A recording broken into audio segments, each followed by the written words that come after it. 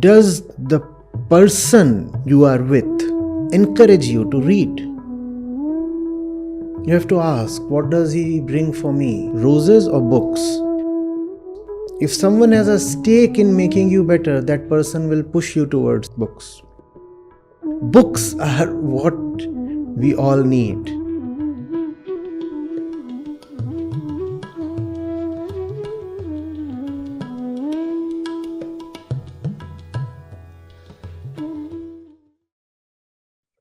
Good evening, sir. Myself, Muskan Kumari. I am second year student of NIT-Jamshedpur. People often say that you don't care about my feelings, you don't care about my emotions. So my question is that what should be your first priority, your feelings or your loved one feelings? Please, sir.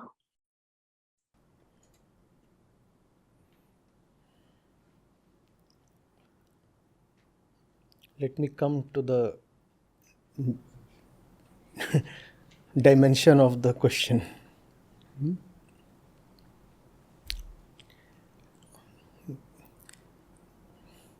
Neither your feelings nor the other one's feelings. Nobody's feelings are important.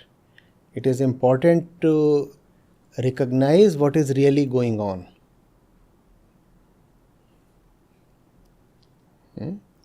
What is really going on? That recognition, that understanding is important. Feelings are just feelings. They arise from the primitive conditioning of your body.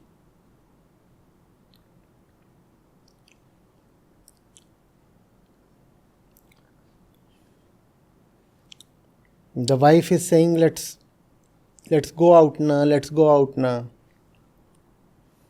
The husband is saying, no, there is no need to go out. The wife is saying, no, let's go out just for dinner. The husband is saying, no, I'm not even hungry. Let's just order something from somewhere and eat and sleep. And both are displaying their feelings strongly. The wife is saying, let's go out now because next to the restaurant is a garment shop or a jewelry shop. So when they will go to eat out, that would also be an opportunity to shop. The husband is saying, no, let's not go out, I'm feeling like just going for food at home itself.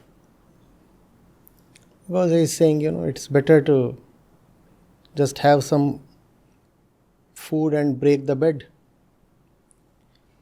If I'll go out with wife, we'll return at 10, 11 and she'll start snoring and all the fun will be gone.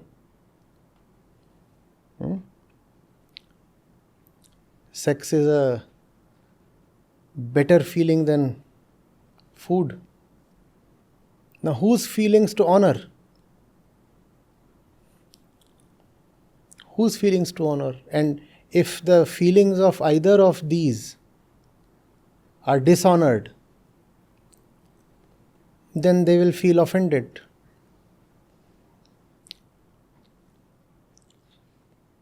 Let alone that the wife understands where the husband is coming from, or the husband understands where the wife is coming from.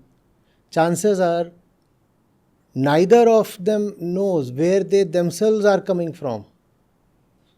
The husband might actually be thinking that he is tired, therefore he doesn't want to eat out. The wife might actually have convinced herself that she needs a bit of an outing because she is bored from the house.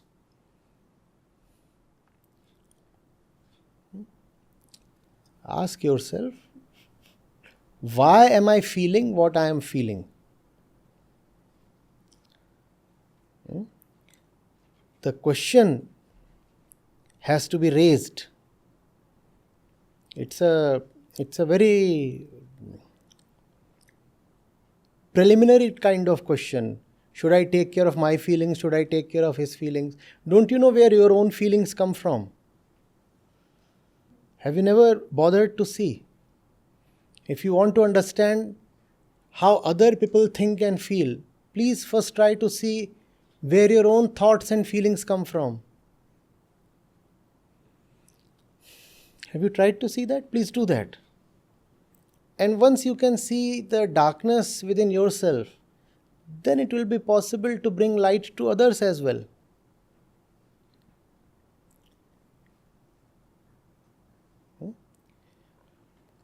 And feelings are deceptive. They will never tell their real source. Nobody will ever say that I am feeling this way because I am wicked. All feelings pretend to be virtuous at least, if not godly.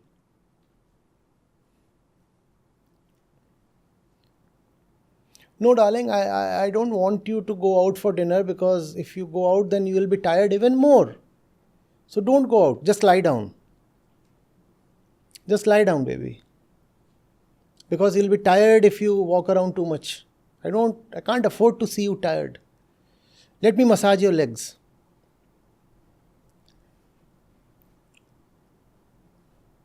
You know where the whole thing is coming from and what the whole thing is going to. But even hubby darling might actually be thinking that he is being a virtuous hubby. He might actually be thinking that his intention is nothing but massage.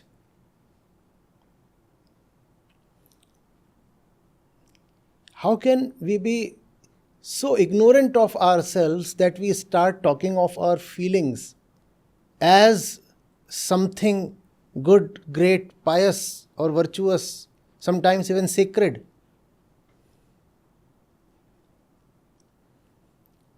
Our feelings are our animalistic reactions and reflexes, nothing else. It is another matter that in the light of self-knowledge, emotion can be purified. But that's not how you are since your birth. We are born as an animal, and the feelings that we carry are those of an animal. I'm not talking of killing feelings. I'm talking of purifying feelings by self-knowledge. When you start knowing where your feelings are coming from, then the very center of the feelings gets changed. Then it's all right. Then you get the rights to go by your feelings, to follow your feelings. Otherwise, one of the worst things that you can do to yourself and others is living by the feelings. And sometimes it's not even a clear feeling. You simply say, oh, I just felt that way and said that to you. It was all hazy. If it is all hazy, first of all, go and do your homework. It's like going to someone and saying, I just came to you because I was stinking. If you're stinking, first go and take a shower and then come to me. If you know that you are hazy, why don't you first sit down and reflect a bit so that your own inner haze can be cleared? What's the point in expressing it and also expecting that your haze will be honored? It's like coming to someone, I repeat, I'm stinking. Now honor me. Honor you for your stink. But why? When it's not altogether so different to clear that stink. You could have gone and stood under the shower and things would have been better. But instead of doing your homework, you have come here to throw all the garbage at me. And that, by the way, is often the gold standard of popular love. I now have a ready-made target to dump my feelings on. All kinds of obnoxious things I dare not utter to anybody else. He will consider me insane. This fellow I now have. Ask people, why do you want to marry? They will say, I'll have somebody to share my emotions with. What emotions do you want to share? It's like your stink. Do you know what your emotions are and where they are coming from? It is against the basic rules of civilization. You want to share your decent stuff with people, right? Or do you want to share your trash with people? If I am good to you, will I share my filth with you? But that's what you are supposed to do as a lover. Share all your filth. Not share, dump on him. Especially between midnight and 4 a.m. You dial a lover and he'll be unreachable. Number is busy. What is he doing? He is acting as the national garbage house. All the nonsense is being dumped on him or her. And this is in the name of emotional bonding. We are sharing our feelings with each other. Share something decent. Share something decent. Share something that uplifts the other person. Instead, you are throwing all the stinking trash. And you say, this is, what keeps the two of us together. I throw my crap at him. And in return, he farts right in my face. And that seals our bond.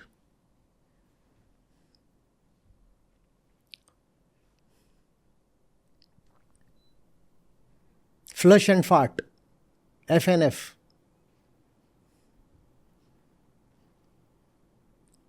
She uses me as the flush. And I use her to fart. We both honor our feelings reciprocally.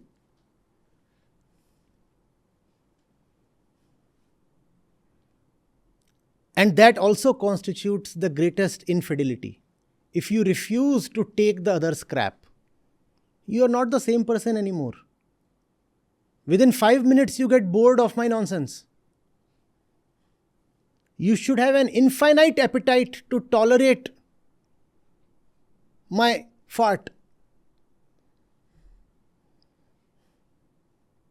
Think of it. All the nonsense that you throw at your so-called lovers, would anybody else in the world tolerate that?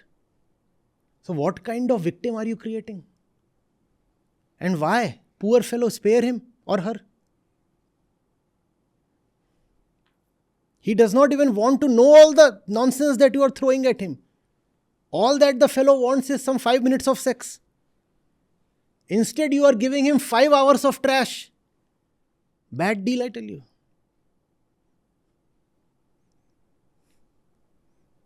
A lot of faces have just automatically nodded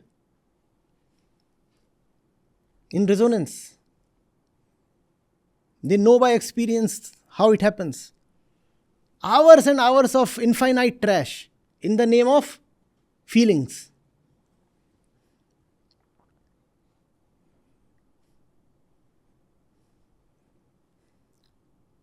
By the time the crappy story ends, the fellow is too tired to demand sex. He says, fine, I'm all right. All by myself. Gone. Finished.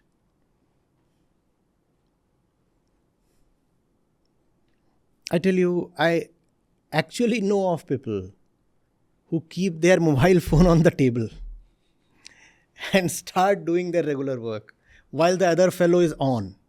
What is the other fellow doing? Sharing feelings. And that's a daily thing, rather a nightly thing. Every night feelings are shared. And now this fellow has found a way out. Just keep the mobile phone on the table and do whatever you have to. For 3 hours, the feelings will come pouring. Like torrential rain, like cloudburst.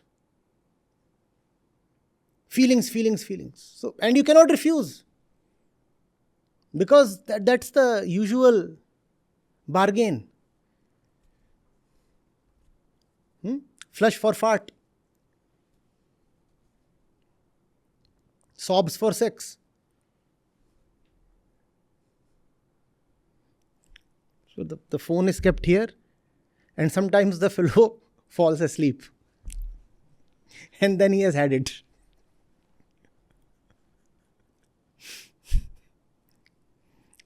It's not gender specific, it could be either way. Either way. The phone is kept here and he is like, and the one at the other end is going on and on, just sharing the feelings. And this fellow is like, please spare me.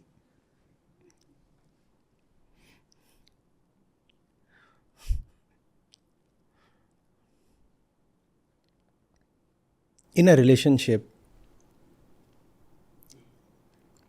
give your best to the other, not your crap. And we all have a lot of crap. Let's admit that. Let's admit that, and let's save the partner from that crap. Before you share, ask yourself, is it even worthy of being shared? Share only what helps the other.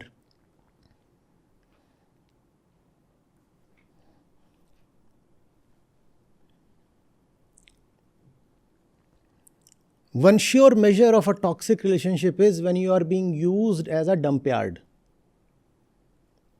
The fellow has had some experience in the day, and the first thing he wants is, I want to tell you this, I want to. Bhai, tell me something that is worth listening to. There are so many great and important things in the world today and in history. You talk none of those things. All that you talk of, and then I went to my colleague and, his shirt was so new and, why are you telling all this to me? Why should I be interested? But you do not respect my feelings. Eat your feelings. Eat your feelings. I don't want any of them. Then they are saying that you are selfish. Yes, you are selfish. I am selfish. You go away. Eat your feelings and fart somewhere else.